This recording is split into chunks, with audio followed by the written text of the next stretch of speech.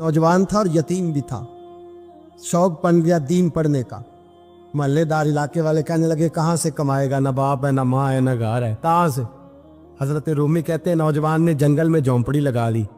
वहाँ वो सुबह मदरसे जाता, शाम को जंगल में रहता, वहाँ अल्लाह अल्लाह करता, सबक याद करता। एक दिन बादशाह की बेटी रास्ता भूल गई, जंगल में आई सहेलियों के साथ, बॉडीगार्ड भी साथ थे पर रास्ता भूल गई। खोती खोती शाम हो गई, ऐसी खोई कि जब रात गहरी हो गई तो आके उस नौजवान के पास रुकी और चिल्लाने लगी। शेर के दहाड़ने की आवाज आती है, भेड़िए के बोलने की आवाज आती है। नौजवान अकेला, सहेलियां बिछड़ गई, गार्ड बिछड़ गए। कहने लगी मैं परेशान हूँ, मुझे जगह मिल जाएगी। नौजवान कहता मैंने शहजादी देखी और मुझे भी पता था कि घर एक ही है और आग को अंदर से दरवाजा भी बंद करना पड़ता है, जंगल जानवर भी आ जाते। कहते मेरी छोटी सी कुटिया में, झोंपड़ी में वो आई, रो के कहने लगी सहारा कोई नहीं, अगर मैं पीछे निकलूंगी तो भेड़िए खा जाएगा। कहते मैंने उसे जगह दे दी। अकेली औरत, चिराग जल रहा है, सबक याद कर रहा हूँ। मेरे नबी पाक ने फरमाया जहां मर्द औरत अकेले हो तीसरा शैतान होता है। और शहजादी, वो बच्चा कहता है सबक याद करता रहा सारी रात। वो बच्ची को कहा सो जा, पर वो कहती है नींद मुझे भी कहाँ आई।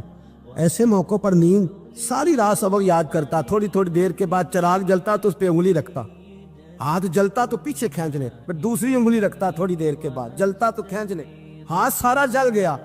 सुबह किरणें चमकी तो कहने लगा चल निकल जा, दौड़ जा, बस बड़ा सब्र का इम्तिहान हो गया, चली जा। शहजादी बाहर निकली, सिपाही ढूंढ रहे थे। बादशाह खुद जंगल में निकला हुआ था, मेरी बेटी मिल गई। बादशाह तन्हाई में जाके कहने लगा बेटा मैं दुनिया को बताऊंगा कि मेरी बेटी खोई नहीं थी, सिपाही साथ ही थे। ये बड़ा मुश्किल होता है, बेटी तो भूल के भी रात कहीं रह पड़े तो लोग जीने नहीं देते, तो बेटा मुश्किल हो जाएगा मेरे लिए। कहाँ थी? उसने कहा नेक नौजवान के पास। उसने कहा बेटा मैं तो तेरी बात मानूंगा पर दुनिया नहीं मानेगी। अगर उस नौजवान ने किसी को बता दिया कि तू उसके पास थी तो फिर लोग मेरा जीना मुहाल कर देंगे। बेटा मैं मर जाऊंगा, मेरी मजबूरी ये है कि वो कहीं राज ना उगल दे वो नौजवान, उसे कत्ल करना पड़ेगा। औरत ने मिन्नतें की, उस बेटी ने कहा मेरे मौसम को मारोगे, रोई। और वो कहने लगा मैं बादशाह, वो मेरा अपना वकार है, मैं उसको छोड़ नहीं सकता। गिरफ्तार कर लाए सिपाही। वक्त तय हो गया सजा का। अकेले कारकोशरी में रखा गया, जो उसके खास एतबार वाले थे उनकी ड्यूटी लगाई। बादशाह ने बुलाया, पहले बिलम आया। औरत कहने लगी, बेटी कहने लगी एक दफा तो बुलाओ ना, एक सवाल बस पर्दे में रह के पूछना है, और फिर जो आपका जी चाहे मेरे मौसम को मारना तो है, तो मर्जी आपकी। सामने खड़ा किया, नौजवान पर्दे के पीछे, औरत खड़ी हो गई। बादशाह बीच बैठ गया। बीबी कहने लगी सारी रात बेदार मैं भी रही, सोया तू भी नहीं। वो जो तू चिराग के करीब हाथ लगा के जलाता था वो समझ नहीं आई। नौजवान रो पड़ा, कहने लगा क्या करूं, मैंने रसूलुल्लाह का दीन पढ़ा है, क्या करूं, मैंने हुजूर का दीन पढ़ा है। मैंने पढ़ा है कि जानी को सबसे नीचे दोज़ख के सबसे निचले दर्जे में जलाया जाए, उसे जहन्नमियों का पीप और रेशा पिलाया जाए, कंद खिलाया जाए। ये रवायतें पड़ी हुई थी। थोड़ी थोड़ी देर के बाद शैतान मुझे कहता था बदकारी कर ले। मैं अपना हाथ उसी वक्त जब शैतान मशवरा देता तो मैं आग पे करता। मैं कहता अगर ये बर्दाश्त हो गई तो वो भी हो जाए। जब हाथ जलता तो मैं समझ जाता नहीं तुझसे तो ये नहीं बर्दाश्त होती, तो वो कैसे हो। फिर मुझे शैतान मशवरा देता कोई देख नहीं रहा, तो बुलाने नहीं गया, खुद आई, मैं दूसरी उंगली लगा देता। मैंने हाथ जलाया और मैं समझ गया जब छोटे से चिराग की इतनी सी शमा की आग नहीं बर्दाश्त होती तो दोज़ख कैसे बर्दाश्त होगी। कहता मैं बाज आया। बादशाह ने ये कहानी सुनी, लफ्ज सुने तो चीख मार के रोया। कहने लगा ओ तालिब इल्म, तू तो मेरे नबी का सच्चा गुलाम है, और मेरे रसूल के जो सच्चे गुलाम होते हैं उन्हें फांसियां नहीं दी जाती, उन्हें तख्त पर बिठाया जाता है। अब तुझे सजा नहीं होगी, बल्कि मैं अपनी बेटी का निकाह तेरे साथ करूंगा और मेरे बाद इस सल्तनत का बादशाह भी तू ही बनेगा।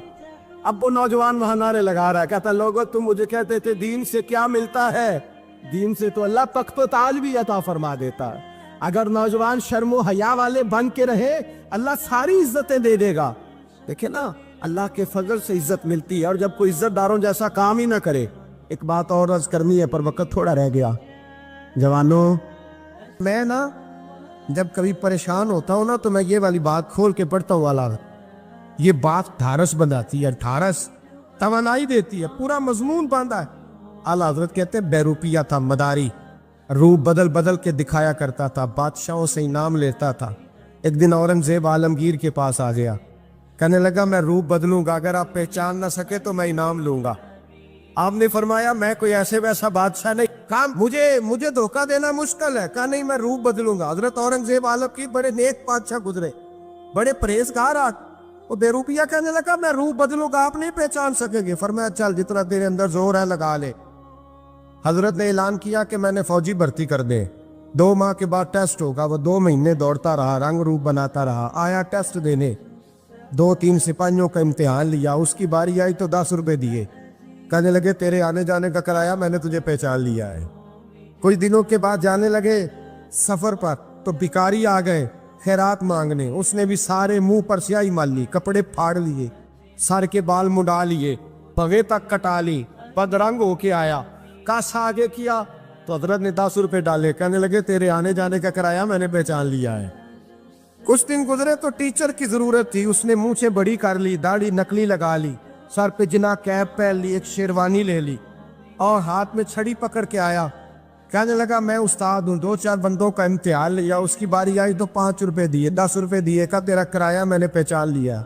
2 साल गुजर गए, वो जब भी आता हजरत पहचान लेते।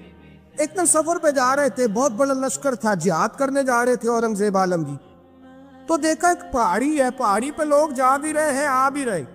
औरंगजेब आलमगीर पूछने लगे यहाँ क्या है? कहने लगे बाबा जी बैठे हैं दुआ करते हैं, अल्लाह के नेक बंदे हैं। औरंगजेब कहने लगे यार पुराने लोग सारे ही अल्लाह वालों को मानते, ये भी मुसीबत आई है जितनी नहीं आई है, सारे लोग ही मानते। कहने लगे जरा मैं दुआ ना करा लूं, बच्चे काम जा रहा हूँ। औरंगजेब बादशाह थे, बादशाह लोग नाजुक मिजाज होते हैं। घोड़े से उतरे, बड़ी मुश्किल से पहाड़ी पे चढ़े, ऊपर गए तो लाइन लगी है, बाबा जी खार में बैठे।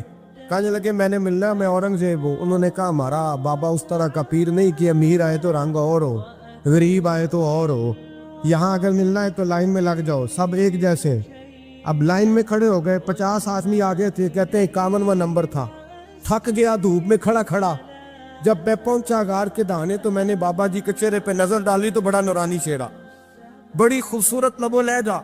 मैंने कहा मेरे जैसा आदमी भी पगड़ी बांध ले तो अच्छा लगने लग जाता है, बड़ा खूबसूरत अंदाज।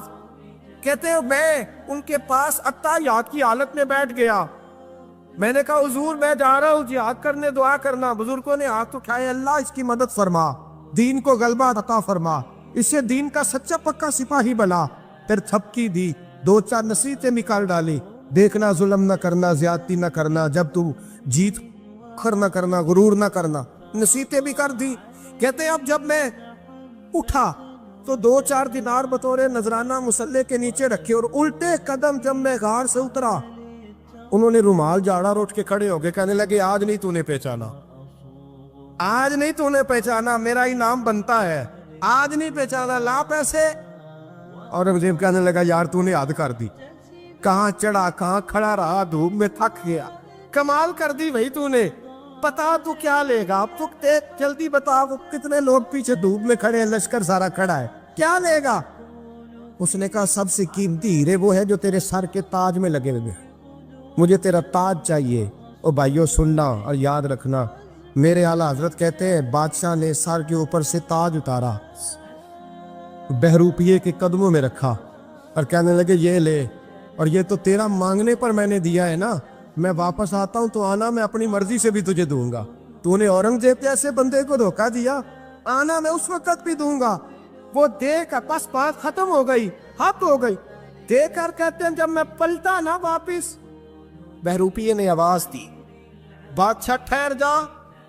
तो मैंने पलट के देखा तो कहने लगे ये अपना ताज ले जा, उठा और ले जा।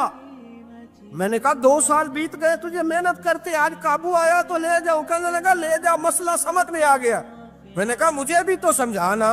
कहते वो फूट फूट के रोया, उसकी आंखें बरस पड़ी, सैलाब की तरह आंसू बह निकले, तड़पा और रो के कहने लगा बादशाह मैंने झूठ मूठ रसूलुल्लाह की गुलामी इख्तियार की थी, झूठ मूठ की दाढ़ी, झूठ मूठ की पगड़ी, झूठ मूठ का फकर, मैंने झूठ मूठ नबी पाक का लिबास पहना है, तो तेरे जैसे बादशाहों के ताज मेरे कदमों में आ गए हैं।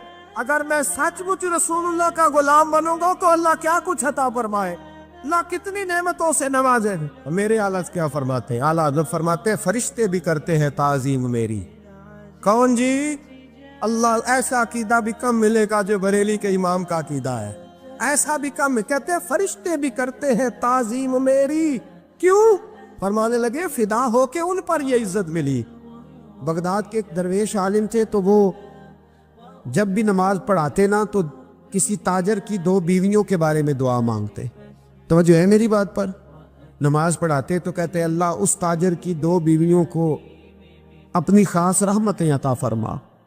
एक दिन लोग उनके गिर्द इकट्ठे हो गए, कहने लगे बाबा जी बताएं तो सही वो बीवियां कौन थी जिनके लिए आप दुआ मांगते। तो फरमाने लगे मेरे शहर का एक ताजर था, बहुत बड़ा ताजर था, मालदार था पर बे औलाद था। उसे बगदाद से मुल्क के शाम जाना पड़ता था तिजारत करने, और कई कई महीने उसे शाम के मुल्क में रहना पड़ता था। उसने इस तरह किया कि वहां भी एक शादी कर ली। तो जो है ना मेरी बात पर, क्या कर लिया उसने?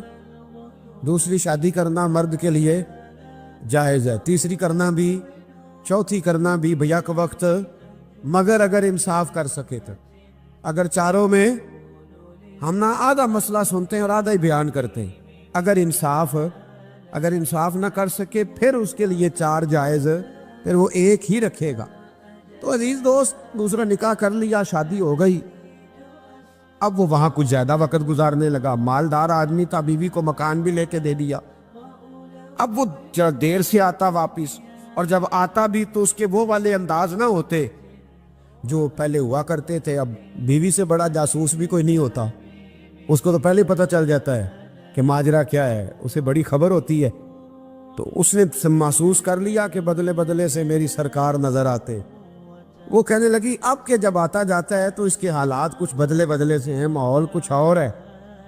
उसने एक बूढ़ा आदमी जो उसका अजीज भी था और समझदार भी था, उसको तैयार किया। कहने लगी अब के जब मुल्क के शाम जाए ना तो इसका पीछा करना और खबर करना कि कहाँ रहता है, कहाँ जाता है, क्या करता है। वो बूढ़े बुजुर्ग जो थे वो खातून के कहने पर कुछ उसने किराया भी दिया। वो उस ताजर के पीछे गए और वापस आके खबर दी। कहने लगे कि ये तो 2-3 साल बीत गए, इसने वहां भी शादी की हुई है, तुझे बताया ही नहीं। बीवी बड़ी समझदार थी, हौसला मंद, जीरक, उसने शोर नहीं मचाया। उसने कहा कि मैं ना अब जब आएगा ना तो तरीके से बात करूंगी और पूछूंगी कि ऐसा क्यों किया। और ये भी उसने आके बताया कि अगर तेरे साथ निकाह के बाद उसे औलाद नहीं मिली तो औलाद वहां भी कोई नहीं, कि मुकम्मल तफसीलात। अब जब इस दफा खामंद आया तो आते ही वो बीमार हो गया, कमजोर होने लगा। अब खातून ने मुनासिब नहीं समझा कि आते ही धड़ाम से मैं उसके सर पर ये बुत ये फोड़ दूं कि तूने निकाह किया हुआ है और मुझे बताया नहीं। वो जरा तसल्ली में रही, कुछ वो बीमार था, हौसला रखा, खिदमत करती रही। कुछ दिन गुजरे तो वो ताजर इंतकाल कर गया, फौत हो गया। अब राज खोल न सका, इद्दत गुजारी, और जब सारा माल जमा किया ना तो अशरफियों की बोरियां भर गई। सारा माल उस बीबी का, 4 बोरियों में अशरफियां, 4। यहां तो पेट का दोज़ख है, माज़ अल्लाह भरता ही नहीं। हाल मिन मजीद, हाल मिन मजीद। वो जो कहते थे ना कि बस बाहर चला जाऊं और बाहर मैं कुछ थोड़े से पैसे कमा के 2-3 साल में लौट आऊंगा, फिर यहाँ आके कोई कारोबार करूंगा, वो गए हैं तो वापिस नहीं आए। वो जो कहते थे ना बस मैंने इतना सा कारोबार करना है कि मकान बन जाए, उन्होंने 4 मकान भी बना लिए हैं, लेकिन ब्रेक हल में मजीद की दौड़ है। अब 4 बोरियां उस औरत ने छुपाए रखी। कोई बंदा नहीं जानता बगदाद में कि मुल्क के शाम में ताजर की दूसरी बीवी भी है। जब वो फारिग हुई तो उसने उस बूढ़े जासूस को फिर बुलाया और 2 बोरियां ऊंट पे रखी, खुद भी साथ बैठी और मुल्क के शाम गई। अल्लाह अकबर। वह बुजुर्ग कहते हैं मैं ऐसे नहीं दुआ करता। उसको जाके कहने लगी मैं अकेली वारिस नहीं हूं, आधे की वारिस तू भी है।